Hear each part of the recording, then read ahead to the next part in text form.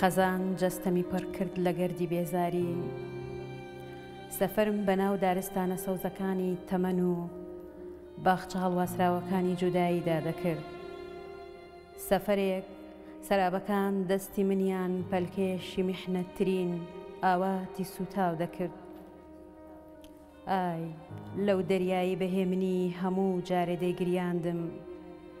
تا دوجار بە شەپۆلی ڕق و کینەی ئومێدی ئەوینێکی مات و مەلولی ڕوخاندم. دەستی قەوزە ئاسایی کردە تەوقێک و خنکاندمی. ئەو کاتەی لە عشقی خۆی بێبەری کردم، دوماهی بە هەموو شتێکی جوان و پیرۆز هات. ئەو کات زانیم دەستەکانم پەنجە هەنووکەیەکانی تۆ لە دڵەیەکی شێعر ئامێزدا ناگرێتە دڵ. کوانووی گەرمترین و شەیزارت لە شەهوەتی باڵاترین قەفەز ناگرێتە دڵ. ئیمان بە نورێکی پاک دێنم، پاکتر لە پیاوێکی وشک هەڵهات و لە عیشق. منیژن ناسکتر لەو شوشەی هەموو شەوێ لەسەر مێزی خەرابستان، شەرابی لێوان لێ و لە شەهوەتی لێنوژەکە.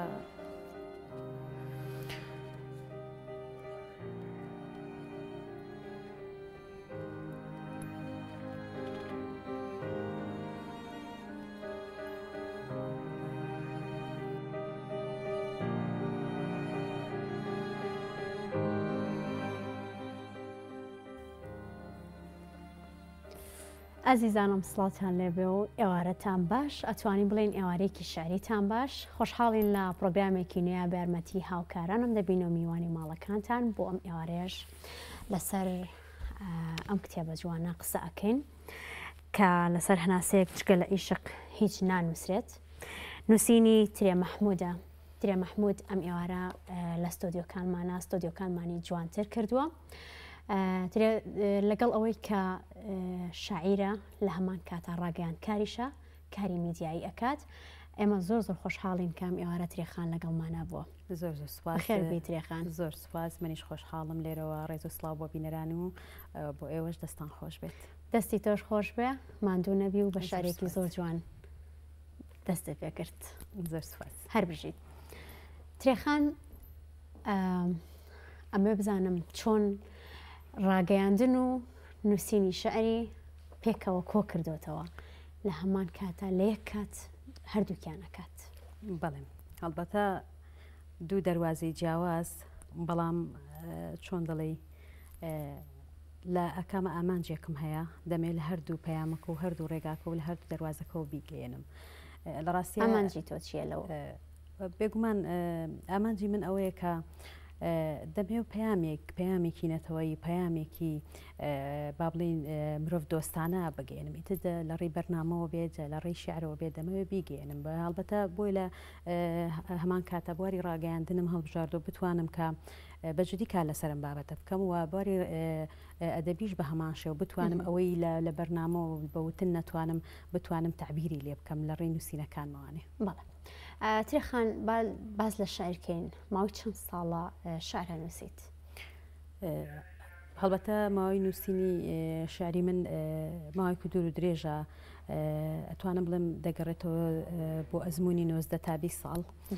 کە من دەستم پێ کردووە. سەرەتا هەموو ئەو نووسەرانی تر کە هەندێک بابەتی تەجروبیمان نووسیوەکە ڕەنگە بۆ ئێستاجی قەنەعەت نەبێت گەبەراوردی بکەین لەگەڵ نووسینەکانی ئێستا، بەڵام بۆ ئەو کاتە گرینگە بووی کە تۆ دەواازەیەکت لەبەر دەمواڵا کراوە کە تۆ بتانی لەو دەواازەوە بیت یاخود لەو دەواازەی خۆت بناسیێنی. بۆ ئەگەر بابەتەکان لە سەرەتای نووسینی شەوانی هەنێک کچوکاڵی پێوە دیار بێت، بەڵام دوجار تۆ دەواازەی گەوری لەبەردەم تۆیا کردوتوانێ و قەنەعەتم پێیەتی وە ئەمە بۆ وای کرماوی زیاتر لە 20 ساڵە کار لەسرم بوارە بکەم. هیوای سەرکەوتنەوە خوازیم. ترێخان لە کاتێکا کە ئەنووسیت یاخود دەتوانین بڵێن شعر ئەنووسیت و لە هەمان کاتە کاری ڕاگەاندن یاخود کاری میدیایی ئەەکەی کاویش پێشکەشکارە و پێشکەشکاری و ئەرکێکی قورسە و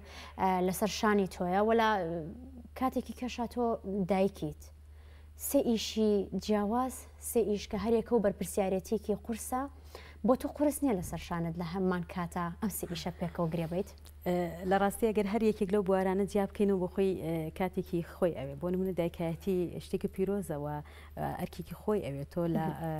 ئیدامەکردنی ماڵ و مناڵ و ئەوە بەڕاستی ئەوە بەشێکی ژیانی خۆتەوە لە کاتێکی ترا بواری ڕاگەیاندنە دیسانەوانەیەویش بەشێکی ژیانی تۆ ئەبات و بواری نووسینیش بە هەمان شێوە ئەکیدە کاتەکانی خۆم لەسەر سێ بوارە دابش کردووە کە بەڕاستی مادام خۆم دەستنیشانم کردو خۆم ئومێدم پێێتی خۆم هەڵم ژاردووە دەکرێت کاریشی بۆ بکەم هەر یەکێک لەمانە خۆم ینی دەستنیشانم کردووە بۆی کە بتوانم ئیشی بۆ بکەم بەڵێ قورسە کاتی زۆر تەبات ئاسایی و کوژنێکی تری ماڵەوە ڕەنگە تەنها خەمی با بڵین پەروەردەکردی مناڵ و چۆن ئەستۆکردنی کاروباری ڕۆژانی ناوماڵی خۆیان بێت بەڵام بۆ ئێمە کاتێکا لە بوارەکانی ترا کارەکەین ئەکیید کاتمان کەمە بێت وە بوارێکی قورسە ئیتر نازانم تا چەند تا ئێرە هێناومانە هیوادارم سەرکەوتنە بۆ خوازیم بتوانین شتێکمان کرد بێت خاتونێکی خۆڕاگری ئەوێت خاتونێکی بەهێزی ئەوێت کە بەردەوام سێ ئەرگلەیە کاتا ڕاپەڕێنێت ئێمە دەستخۆشی لێکەین ترێخانێمە لەگەڵ تویا بەردەوامە بین بەڵام پاش ناوبڕێکی کورت.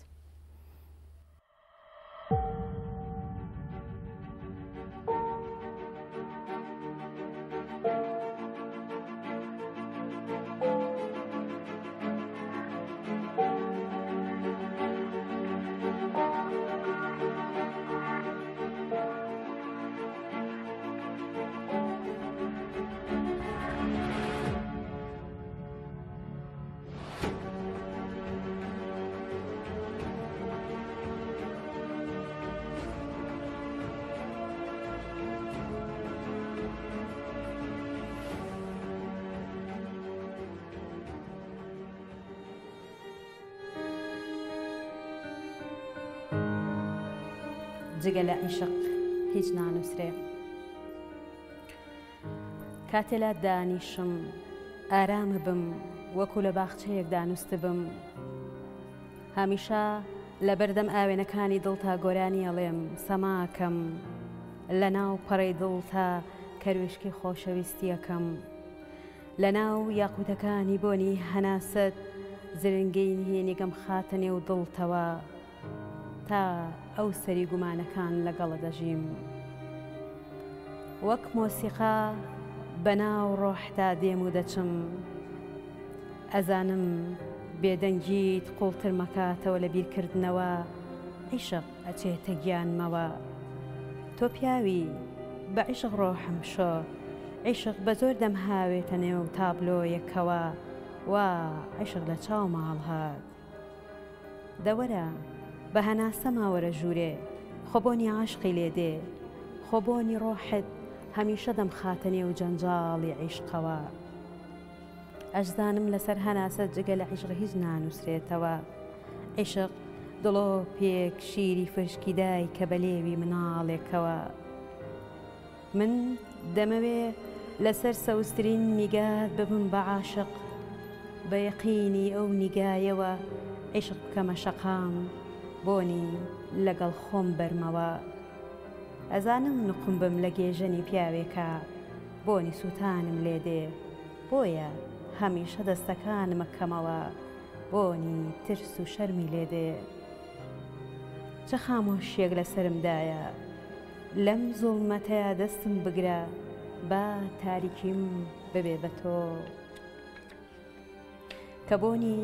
هەر سوچێکی ژوورەکەم کرد بۆنی تۆی لێبێت ئەزانم نیشتیمانم خاڵید لە عیشق بۆنی سوتوسی غارێکت لێدێ نیشتیمان کۆشت کرد منیش دێم لەگەڵ تا ئەوە تا نیشتیمانم ئەگری کراسی سووری لە بەرایە دەست ئەخەمەگەردنە گۆرانیت بۆ ئەڵێم نیشتیمانی من گوڵێکی سوورە لەناو پێکێ مەراقە پەنجەکانم لەگەڵ ئەو مەراقە هەورەیە تێکەڵەکەم با گریانی ئەو وجودی من بێ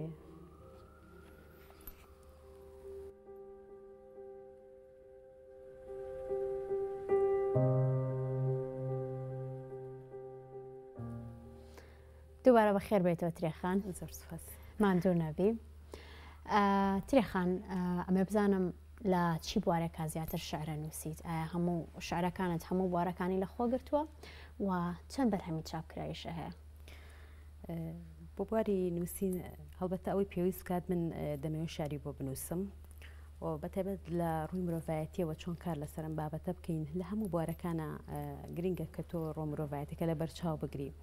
و عیشق، ژن، خۆشەویستی، دابڕان، نیشتیمان ئەمانە کە بەڕاستی هەمووی وا ئەکات کە تۆ شاریان بە بنووسی هەوڵم داوە لە هەموو بوارەکانە بنووسم کەم تا زۆر هەنێ جاری تر لەلایەنێکیان ڕەنگە زیاتر نووسی بێتم بە ئەوەی کە من بۆ خۆم ژنم ڕەنگە لە بواری ژنانە زیاتر نووسی بێتم هەڵبەتەوە کوژنێکیش لەم وڵاتی ئێمەیەکە ڕۆبەڕووی زۆر بەڕاستی گرژی و ئاڵۆزی و تونوتیژی بۆ تەوانەیە ژنان هەمیشە لە وڵاتی ئێمە نەیانتوانن لەسەر پێی خۆیان بۆسن وەکو پێویست بڵێ کەم تا زۆر ژن هاتۆتە پێشەوانێ بەڵام ئەو هێز و توانایی کە ژن هەیەی یعنی بە ڕەنگی ژن نەیانتوانی و جێدەستی خۆیان دیاری بکەن چونکە بەڕاستی ژنان بمانەوە نەمانوێ لە کاتێک کاتوانن چەندین کار پێکەوە ئەنجام بدەن کەوا هێزێکی زۆر باشیان هەیە بەڵام تا چەند توانیان ئەم هێزی خۆیان دەرخەن تا چەند وەکو کەسێتی ژن توانیوانە لە خەتی پێشەوە بن تا چەند توانیوانە جێدەستی خۆیان لە بوارەکانە دیاری بکەن هەڵبەتە من ئەمە وای کردو کە ڕەنگە زیاتر لە بواری ژنانە بنووسم ئەگینا وەکو بوارەکانی تر هەمووی هەستم بۆ کردو کە دەکرێت منیش وەکو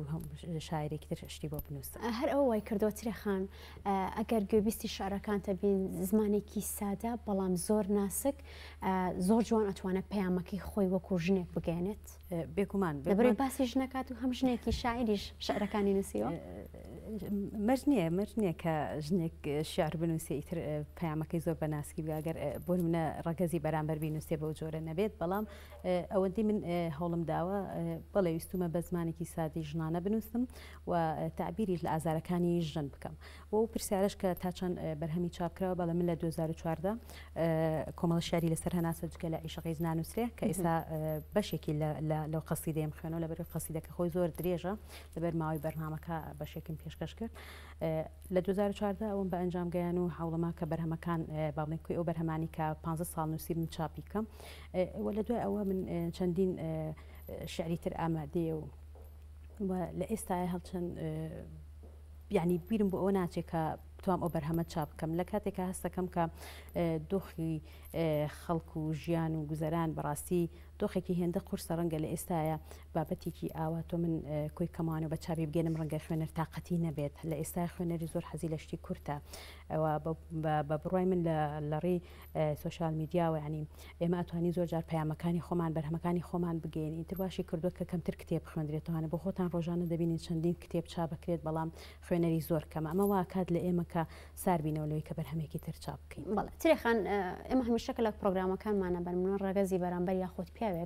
پیاوێکی شاعریەتە پرۆگرامەکانمانەوە گوێبیستی شعرەکانی ئەبینین لە شعرەکانیە باز لە ناسکی ژنەکات بە شان و باڵی ژنە هەڵەیات باز لە نەرمونیانی ژنەکات ئەی خانمان لە شعرەکانیانە یاخود ترێخان چۆن لە شعرەکانیا وەسفی پیاوی کردووە ئایا ئەوێش هەر باسی شان و باڵ و بەرمنە پیاوەتی پیاوەکات یاخود پیاوانە یان چۆن وەسفی کردووە هەڵبەتە لە نووسینەکانە ئەوەش ڕنگدانەوەی خۆی هەیە کە چۆن تعبیر لە ڕگەزی بەرامبەرەکەیت بۆ پێویستی شە بکرێت کە من باسیۆم کە لە ڕۆ مرۆڤایەتی کوی مە زیاتر دەمانێت کار بکەین یەکەوای هەردوو ڕگەزەکە دەگرێتەوە بەڵێ منی چەند دەقێکم هەیە کە بۆ پیاوان کە نووسیم هەبووی ئەو ڕخنەیە لەسەر خۆم نامێنێت کە بڵێ هەر بۆ ویستم باسی ئەو کەم بۆ ڕخنەی زۆری لێ ئەگیرێ لەسەر ئەوەی کە ئەڵەن ترێخان بەتایبەت لە کۆڕەکانی زیاتر شعرەکانی بۆ ژنانە ئەم ڕخنەیە لە چیەوە هاتووە؟ ئەو ڕخنەی لەوە هاتوو کە من لەم ئاخرە کۆڕێکم کرد لەگەڵ هاوڕێم محەممەد پاکش زیاتر و بەرهەمانی کە پێشکەشم کرد تایبەت بوون بە ژنان ئەمە ئەو قسەی هێنایە پێشەوە بۆچی تەنها بۆ ژن ئەنووسی لە ڕاستیە تەنها بۆ ژن نانووسم بەس خۆم حەزم کرد لەو کۆڕە ئەو بەرهەمانە پێشکەش بکەم بەڵێ بۆ ڕگەزی پیاویش هەمە ئێستا حەزەکەم بە یەکشتی کورد ئەوە وەڵامت گوێبیستی ئەوە بین و دوای باسی تۆزێک کۆڕەکانی شت بکەین بزانین ترێخان لەگەڵ بەستنی کۆڕەکان ناچوانە زۆر باشە نەمەشتێکی کورتە کە ئەوتر بۆی پیاوان گلیان نامێنە بڵێ هەر بۆ خانمانە نووسێت سڵاو سڵاو ئەی پیاوە هەڵچۆکە لە شعر ئەی پیاوە چاوکاڵەکەی دامینی چییە ئەی قژماش و برنجی هەڵکشا و لە ئەوینی نیشتیمان ئەی پیاوە هۆگربۆکەی سەوزای گوڵزار سڵاو سپێدان دەبی بەنمە و پاژنی وەڕۆیان بەخۆر شەوانیش دەبی تەمانگ و تریفە هەمیشە لە ژێر لێوانەوە نیگات باوکانە دەڕوانێت ئەی باوکە مەزنەکەی دڵم سڵاو.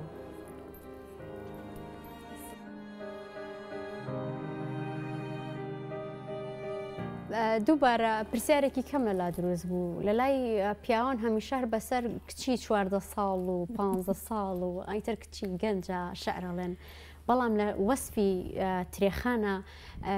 ئەبینیت پیاوێکی تەواو پێگەشتووە توانین بڵێن پیاوێکی کامڵ هێتە بەرچاو. ئایا کەسێکی دیاریکراو هەبوو؟ هەرچەنە شتەکە زۆر شخصیە. کەسێکی دیاریکراو نییە، بەڵامی تۆ جاری وایە لە شعرێکا کە دەتەوێت تعبیرێ بکەیت بێگومان باگرەوەندێکت هەیە دەتەوێت بنووسیت هەمیشە ئێمە پەیامێکمان هەیە بیگەێنێ. من باسی ئەو شارە دەکەم کە هەم بۆ ڕگەزی بەرامبەرە هەم بە جۆرێک وەسفی دەکەم کە هێندە مەزنە لام باوکانە دەڕوانێت دەهات بزانە چۆن ینی من لێریا مەزنی خانێک ئەوێت پیاوێکی مەزنی باوکیشم لێریا دەرخستووە ئەو کەسەش کە من بۆم نووسیوە هەڵبەتا کەسێکی دیاریکراو نییە، بەڵام دەکرێت ئێمە کاتێک کە تعبیر ئەەکەین بەڵێ کە تعبیرەکەین ینی باگراوندێکی ژێ بخۆ من ناکرێ بڵێم گەنجێک هەرزەکارێکی کە سەر بێمە سەر ماش و برنجێک ئەمە ئەنی زۆر جاڕێت هێناچێت ئەبێت شتەکان چۆنەڵی سنوورێکی هەبێ هەر دەقێ بۆ خۆی سنوورێکی دیاریکراوی هەیە. هەڵبەتە میژە شتە کورتەکە نووسیمە هەناسێکی شارێتر تۆ یا بینەر چۆن لێکدانی بۆکە ئەویان لای ئێوەیە نازانم. بەتاکیت لە کاتی قسەکان تا باسی باوکە کرد ئەوم بیرکەوتەوە بپرسم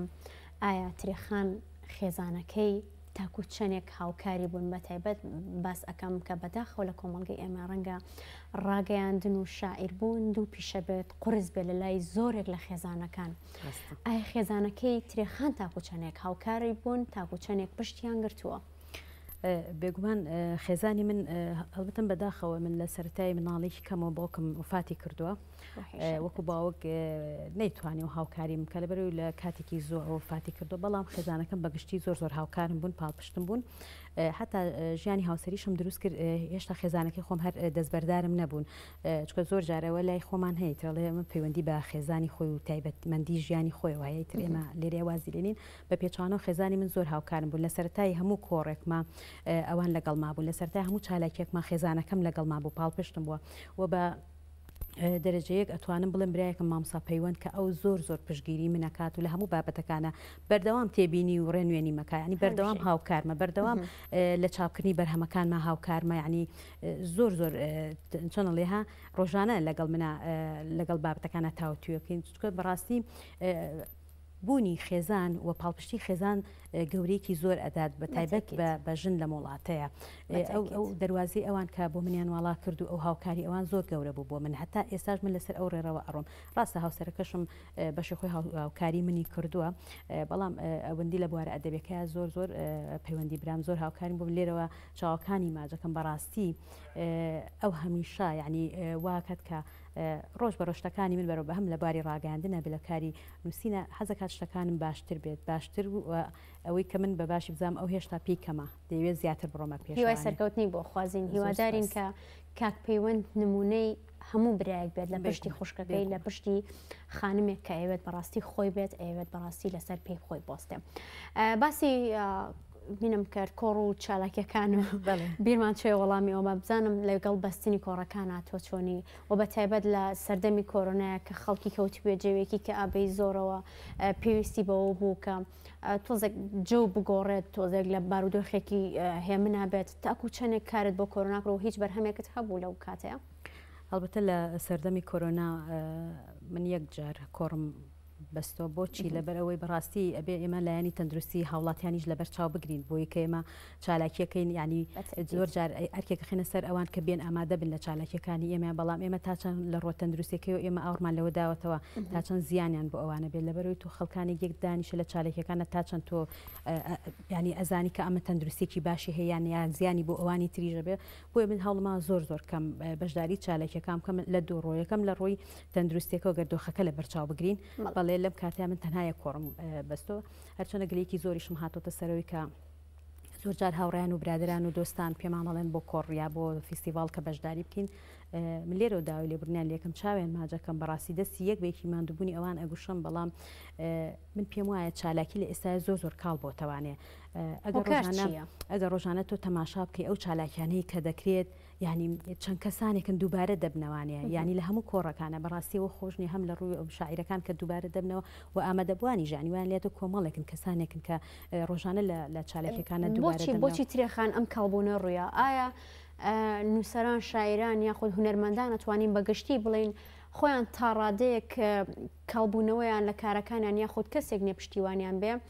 یان ئەگەڕێتەوە بۆی بڵێ خەڵک ڕەنگە تااقەتی ئەو کۆڕ و کۆبوونەوانەی نەمابێت بە دوو جۆرەیەکیان خەڵک بەڵێ خۆی زۆر تااقەتی و کۆڕکۆبنەوە نەماوەکوتم دۆخی ژیان ئەوەندە قرس بۆ لێرە خەڵک ئەوەندە پێیوەستە بە بژێوی ژیان و ینی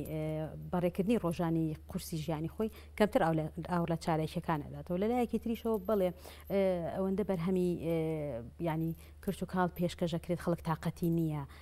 ئامادە بێت بەڵێشتی باشمان هەیە ئەگەر کۆڕی باش و شاعیرانی باش نووسەرانی باش ینی بتوانن کۆڕ بکەن بەڵێ بینەر و جەماوەری خۆی هەیە بەڵام ئەوانیش کەمتر دێنە بوارەکانی و کەمتر چالاکی لە ئێستا پێشکەشەکان ئەوەی هەیە کە زۆرێک لەگەڵ ڕێزمە چالێکەکان دووبارە دەبێتوانێ ئەو چالێکی دووبارە بوونەوانش واکە کە ئامادەبووان کەمتر بنیانی بەڕاستیتر تۆواد لێ تااقەت نامینە بەشداری بکەیت زۆر ڕاستە ترێخان بەرلەوەی کە بچینە لای بەرهەمێکی شعری دیکە حەزم کرد بزانم ئایا بۆ 25 نۆڤەمبەر و 16 ڕۆژەی ڕوبەڕبوونی تونجتی ژنان کێمە لەو 16 ڕۆژەیە بووین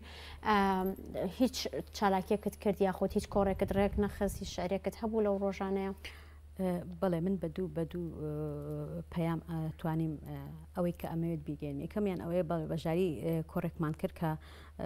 چەند شعرێکمان لێ پێشکەش کرد زیاتر ئەوان ئەو باز لە کێشەکانی ژنان تونوتیژەکانی لەسەر ژنان هەیە هەرچەنە من لەگەڵ ئەوە شانیم خۆ هەڵمەتی 16 ڕۆژی بەرەنگاربوونی تونوتیژی کە بەرامبەر بە ژنان دەکرێت ماوەی کەمانی 16 ڕۆژ لە 16 ڕۆژە دەتوانانی چی بکەیت چالێکەکان دووبارەیە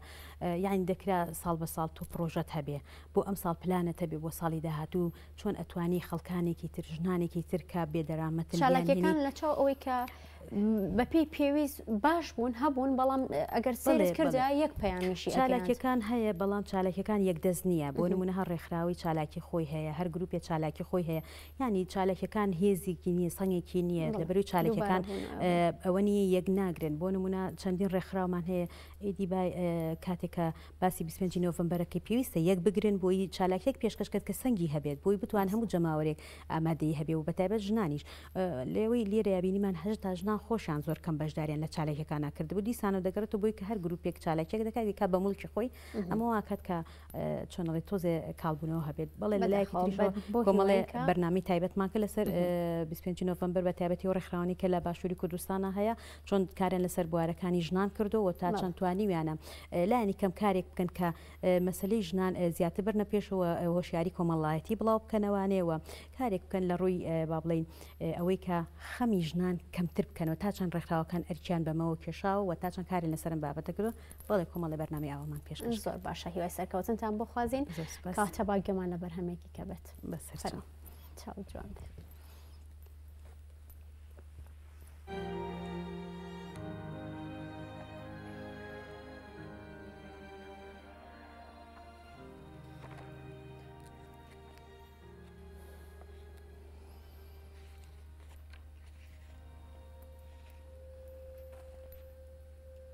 تەفسیری ئاو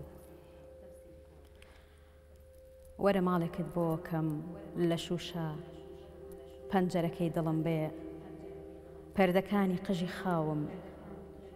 ئاوی ڕۆحی پیاتێ پەڕێ کە هاتی جلەکانت دانێ بەرگی وەنەوشەی من لەبەرکە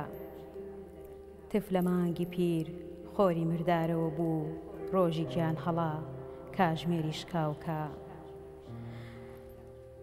بەچیاکان بڵێ سرم دامێنتە قەدم وردە بەفری نەرم باڵام کاری لێی ڕۆحتە بە ئاو بڵێ زەمینت ئاوەدان سرد وشک و پێیەکانت تینووی گریان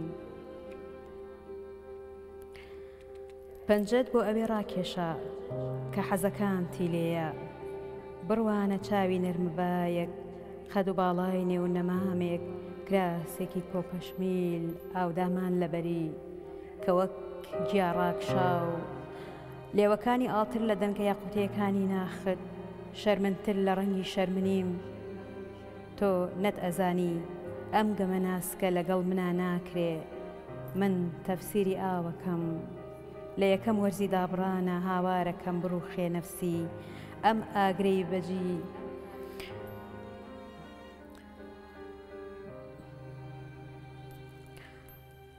هاوارەکەم بڕوخێ نەفسی ئەم ئاگرەی باچی دیجانم نەسووتێنێ گۆڕێکی تر پڕ نەکات